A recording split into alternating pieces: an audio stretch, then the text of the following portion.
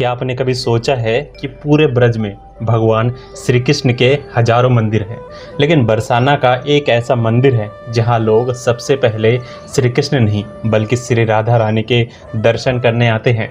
आखिर इस मंदिर का नाम लाडली जी मंदिर क्यों पड़ा? क्या ये वही स्थान है जहां राधा रानी अपने पिता ब्रिजभानु महाराज के साथ निवास करती थी? और क्या सचमुच इस मंदिर का इतिहास 5000 वर्षों से भी पुराना है?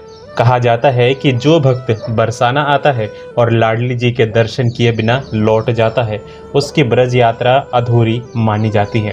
लेकिन इसके पीछे का कारण क्या है? आज हम जानेंगे बरसाना के लाडली जी मंदिर का संपूर्ण इतिहास, इसकी स्थापना, इसकी महिमा और उन रहस्यों को जिन्हें बहुत कम लोग जानते हैं। ब्रजमंडल के हृदय में स्थित बरसाना केवल एक गांव या तीर्थ नहीं है। वैष्णव परंपरा में इसे स्वयं श्री राधा रानी की नगरी माना जाता है। ब्रज के संत कहते हैं कि यदि वृंदावन श्री कृष्ण का हृदय है तो बरसाना उस हृदय की धड़कन है। यहाँ की हर गली, हर पहाड़ी और हर कण श्री राधा के नाम से पहचाना जाता है। शायद यही कारण है कि बरसाना में किसी भी व्यक्ति से मिलिए, सबसे पहले उसके मुख से राधे राधे ही सुनाई देता है। बरसाना 4 पहाड़ियों पर बसा हुआ है। स्थानीय ब्रज परंपरा में इन चारों पहाड़ियों को ब्रह्मा जी के 4 मुखों का प्रतीक माना जाता है। इन्हीं में सबसे प्रमुख है भानुगढ़ या ब्रह्माचल पर्वत, जिसकी चोटी पर आज लाडली जी मंदिर स्थित है। धार्मिक मान्यता है कि यही वो स्थान है जहां ब्रिजभानु महाराज का महल था और जहां बाल्यकाल में श्री राधा रानी ने अपनी अनेक लीलाएं की थी। यद्यपि इन परंपराओं का आधार मुख्यतः ब्रज की प्राचीन लोक मान्यताओं और वैष्णव परंपराओं में मिलता है, फिर भी सदियों से करोड़ों श्रद्धालु इन्हें अत्यंत श्रद्धा के साथ स्वीकार करते आए हैं। लेकिन अब सबसे बड़ा प्रश्न, आखिर राधा रानी को यहाँ लाडली जी क्यों कहा जाता है? लाडली शब्द का अर्थ है सबसे अधिक स्नेह और प्रेम से दुलारी। ब्रजवासियों के लिए श्री राधा रानी केवल एक देवी नहीं बल्कि ब्रिजभानु बाबा और माता कीर्तिदा की लाडली पुत्री है। इसलिए वे उन्हें औपचारिक नामों से कम और प्रेम पूर्वक लाडली जी कहकर पुकारते हैं। यही प्रेम इस मंदिर की सबसे बड़ी पहचान बन गया। यहाँ भगवान श्री कृष्ण भी अकेले नहीं बल्कि लाडली लाल के रूप में श्री राधा रानी के साथ विराजते हैं। ये दृश्य ब्रज की उस अद्भुत परंपरा को दर्शाता है जहाँ श्री कृष्ण की महिमा भी श्री राधा के प्रेम से और अधिक मधुर हो जाती है। अब प्रश्न उठता है कि इस मंदिर की स्थापना कब हुई? ब्रज की परंपरा के अनुसार महाभारत युद्ध के बाद जब श्री कृष्ण अपने धाम पधार गए, तब समय के साथ अनेक लीला स्थल लुप्त होने लगे। बाद में श्री कृष्ण के प्रपौत्र राजा व्रजनाभ ने ब्रज के विभिन्न पवित्र स्थलों की पहचान कराकर वहां मंदिरों और विग्रहों की स्थापना करवाई। ऐसी मान्यता है कि बरसाना में भी श्री राधा रानी की स्मृति को सुरक्षित रखने का कार्य उसी काल से प्रारंभ हुआ। हालांकि आज उपलब्ध ऐतिहासिक प्रमाण बाद के काल के हैं, इसीलिए इस परंपरा को श्रद्धा और ऐतिहासिक दोनों दृष्टियों से समझना चाहिए। लेकिन समय कभी एक जैसा नहीं रहता। आक्रमणों, प्राकृतिक परिवर्तनों और लंबे कालखंड के कारण ब्रज के अनेक मंदिर नष्ट हो गए। लाडली जी का प्राचीन मंदिर भी धीरे धीरे लोगों की दृष्टि से ओझल हो गया। एक समय ऐसा आया जब इस स्थान का वास्तविक स्वरूप लगभग लुप्त हो चुका था। ऐसे लगने लगा मानो बरसाना का ये दिव्य इतिहास हमेशा के लिए मिट जाएगा। लेकिन भगवान की लीला यही समाप्त नहीं होती। लगभग 5000 वर्ष बाद एक ऐसे संत का आगमन हुआ जिसने न केवल बरसाना की खोई हुई पहचान वापस दिलाई बल्कि पूरे ब्रज को फिर से जीवंत कर दिया। वो संत कौन थे? लाडली जी का विग्रह दोबारा कैसे मिला? और आज जो भव्य मंदिर दिखाई देता है उसका निर्माण किसने करवाया? ब्रज की भूमि सदियों तक अनेक उतार चढ़ाव की साक्षी रही। समय के साथ अनेक प्राचीन मंदिर नष्ट हो गए, कई लीला स्थल जंगलों में छिप गए और बहुत सी दिव्य स्मृतियाँ लोगों की आंखों से ओझल हो गई। लेकिन ब्रज की महिमा कभी समाप्त नहीं हुई, क्योंकि जब भी ऐसा समय आया, भगवान ने किसी न किसी संत को माध्यम बनाकर अपने धाम की पहचान फिर से संसार के सामने प्रकट कर दी। लाडली जी मंदिर का इतिहास भी कुछ ऐसा ही है। लगभग 16वीं शताब्दी में श्री चैतन्य महाप्रभु के प्रभाव से पूरे ब्रज में एक नया आध्यात्मिक जागरण प्रारंभ हुआ। अनेक महान वैष्णव संत ब्रज आए और उन्होंने उन स्थानों की खोज शुरू की जहां श्री राधा और श्री कृष्ण ने अपनी दिव्य लीलाएं की थी। इन्हीं महान संतों में एक नाम है श्री नारायण भट्ट। ब्रज की परंपरा के अनुसार उन्होंने बरसाना की प्राचीन महिमा को पुनः स्थापित करने में महत्वपूर्ण भूमिका निभाई। स्थानीय मान्यता है कि उनकी साधना और दिव्य संकेतों के आधार पर लाडली जी के प्राचीन विग्रह का पुनः प्राकट्य हुआ और बरसाना एक बार फिर से भक्तों के आकर्षण का केंद्र बन गया। जब लाडली जी का विग्रह पुनः प्रकट हुआ तब ब्रजवासियों में आनंद की लहर दौड़ गई। वर्षों से जो स्थान केवल एक पहाड़ी के रूप में दिखाई देता था, वो फिर से श्री राधा रानी की नगरी के रूप में प्रतिष्ठित होने लगा। दूर दूर से संत, भक्त और राजघराने इस पवित्र स्थान पर आने लगे। धीरे धीरे यहाँ नियमित पूजा, भजन और उत्सवों की परंपरा फिर से प्रारंभ हो गई। इसके बाद इस मंदिर के निर्माण और संरक्षण में अनेक राजाओं तथा भक्तों ने योगदान दिया। इतिहासकारों के अनुसार वर्तमान मंदिर का स्वरूप 17वीं शताब्दी के आसपास विकसित हुआ। बुंदेलखंड के प्रसिद्ध शासक राजा वीर सिंह देव बुंदेला सहित कई भक्तों ने मंदिर के निर्माण और विस्तार में सहयोग दिया।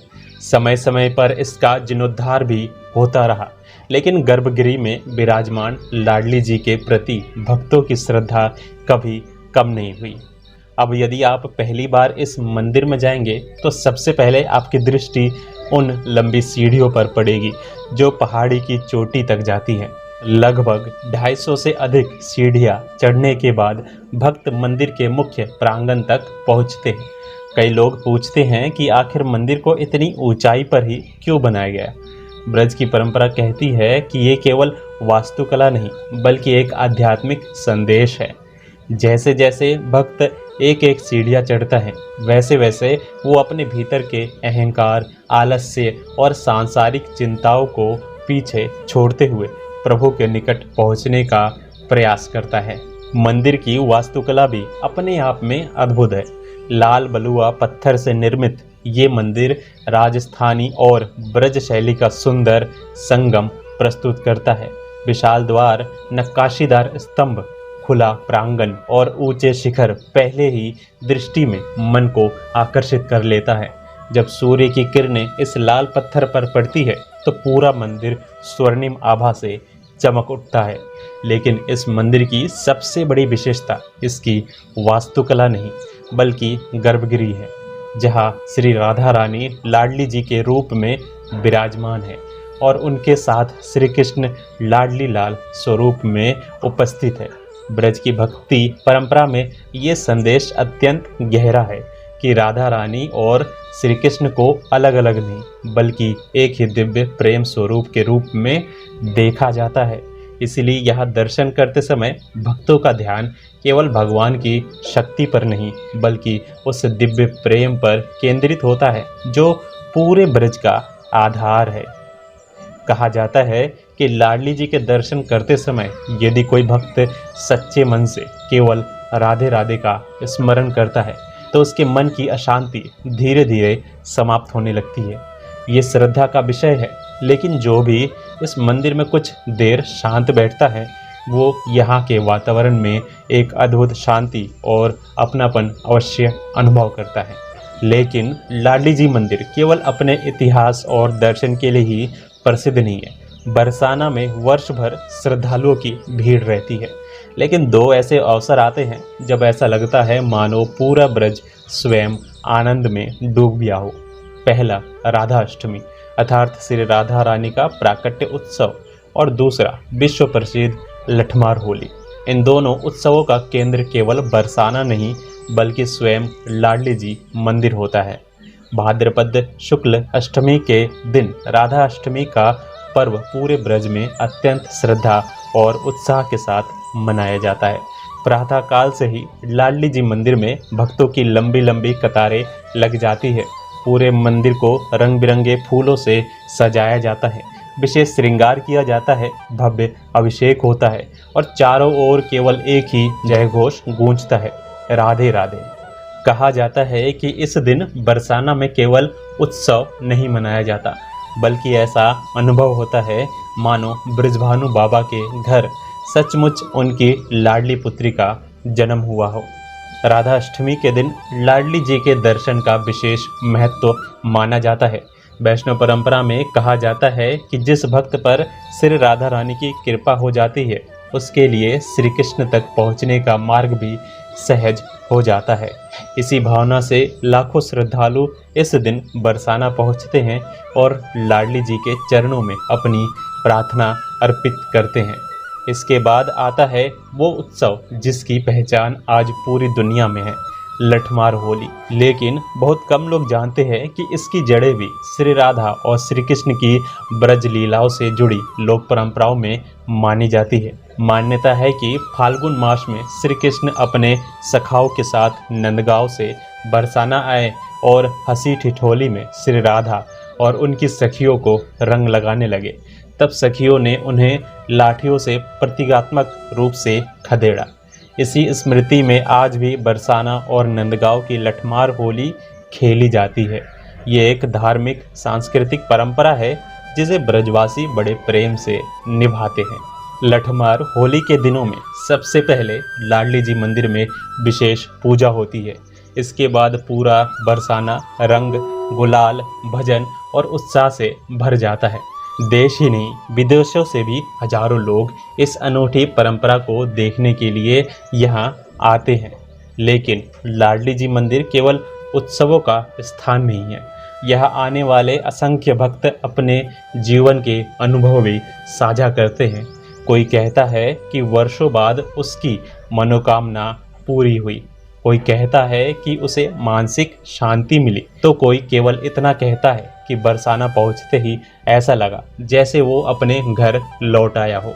ये सभी व्यक्तिगत आस्था और अनुभव है, लेकिन एक बात लगभग हर श्रद्धालु समान रूप से कहता है, इस मंदिर का वातावरण मन को गहरे तक छू जाता है। यदि आप कभी बरसाना जाए तो केवल मंदिर के दर्शन करके वापस मत लौटिए।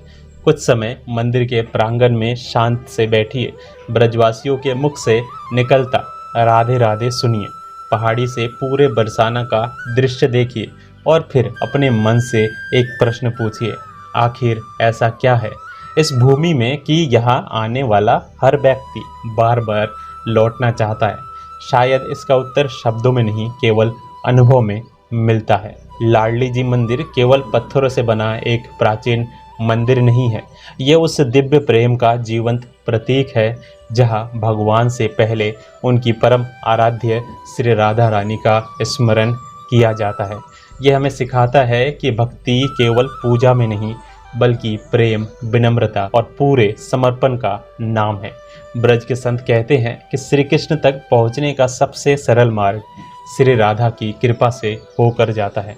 शायद यही कारण है कि बरसाने आने वाला हर व्यक्ति अंत में एक ही प्रार्थना करता है, हे लाडली जी, हमें भी अपने चरणों में थोड़ा सा स्थान दे दीजिए। और शायद यही इस मंदिर का सबसे बड़ा रहस्य भी है। यहाँ लोग केवल दर्शन करने नहीं आते, बल्कि अपने हृदय को श्री राधा रानी के प्रेम में समर्पित करने आते हैं। और शायद यही इस मंदिर का सबसे बड़ा रहस्य भी है। यहाँ लोग केवल दर्शन करने नहीं आते, बल्कि अपने हृदय को श्री राधा रानी के प्रेम में समर्पित करने आते हैं। तो प्रेम से बोलिए, राधे राधे।